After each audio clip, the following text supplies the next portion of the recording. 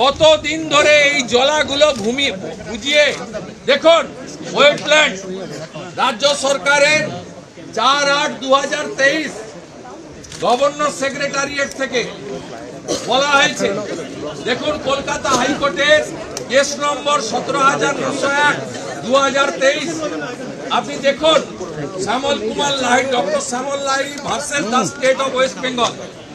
দেখুন কি করে রেখেছে। দেখুন শুধু টাকা ছাড়া আর কোনো কথা নেই।